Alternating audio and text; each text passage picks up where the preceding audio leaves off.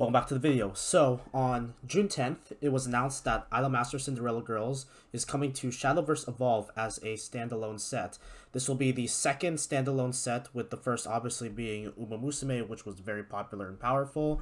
But I'd like to take a look at what this overall means for the future of collab sets in the Japanese side of Shadowverse Evolve. So to get a little bit more of a context, iDOLM Cinderella Girls is going to be having trial decks and also a booster as well, with also a lot of some nice signed signatures and such of that nature. What I really like about these types of collab sets is that they feel like mini expansions for a lot of different classes while also working as a standalone set. So I think that it's quite interesting path that they take on how they implement this in Shadowverse Evolve, but it's something that is quite unique in the case of some certain sets and collabs become standalone, while some of them become basically like cameo features. Good example of this are a few other sets such as the Lapis Darkness collab with Shadowverse Evolve and Hololive, and also as well with Niji Zanji collab over here. So we see some good examples, and then as well the Code Geass collab too as well, with more so cards that are like alternate art and also have the leader cards in as well. So what does this mean for collabs in terms of both Cygames and as well the other sides?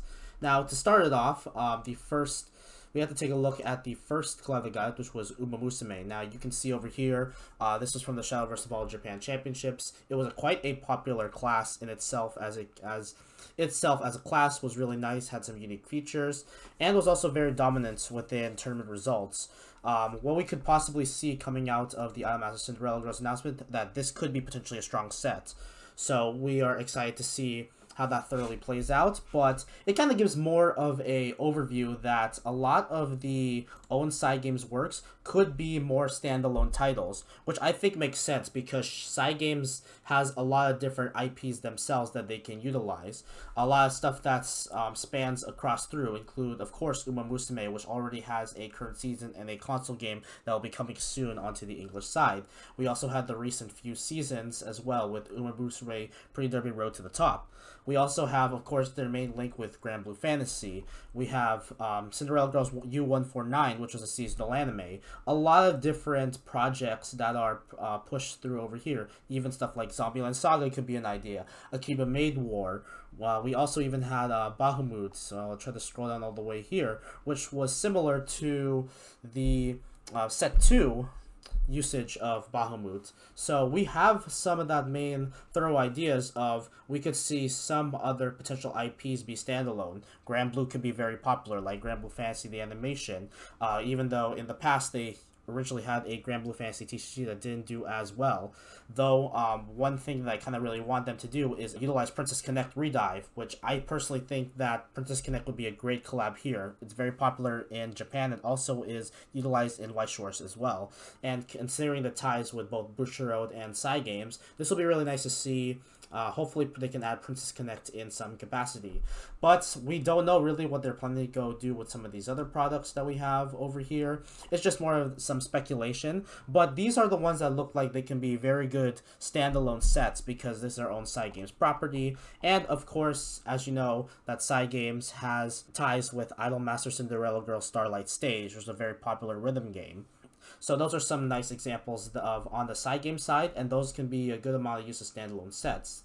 Now, comparing it to the other sides, where we've seen Niji Sanji collabs, some of the Hololive collabs too as well. We've even seen that there's some leader cards and special art features as shown before with Lapis Darkness, and even Lapis Darkness also had standalone tokens too as well.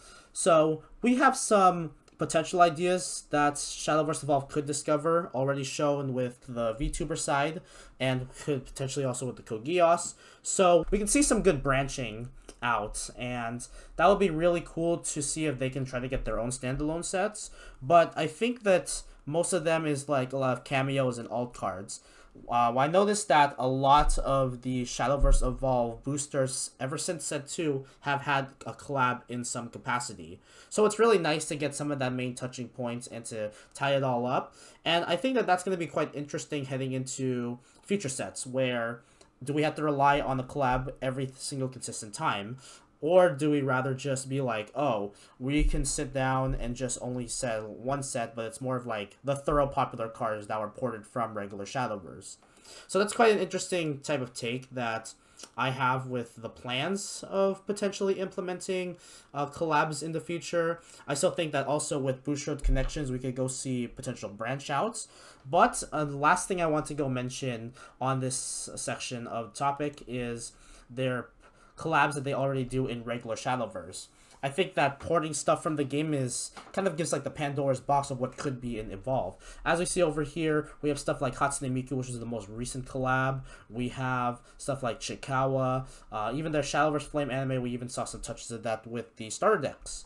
And of course, we have Musume and stuff like Shaman King, which is also in Card 5 Vanguard. And also a lot of different stuff, as you see here, as shown iDOLM Master, which was already there before the Shadowverse Evolve announcements. And then a lot of different other collabs that can be shown throughout as I continue scrolling. So there's potential for adding some of these types of IPs, but a lot of them might not be thorough standalone sets unless it feels like thorough Cygames property.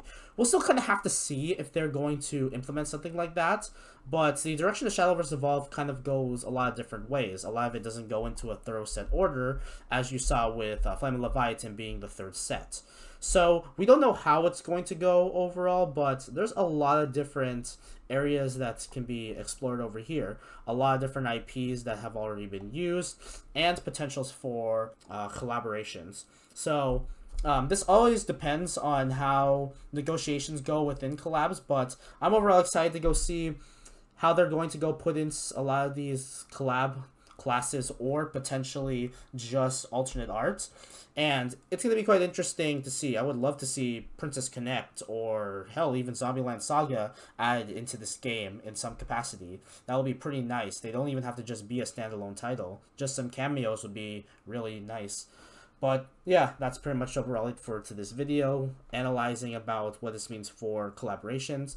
Thank you for watching this video. Make sure to continually embrace darkness, and we will see you all in the next video.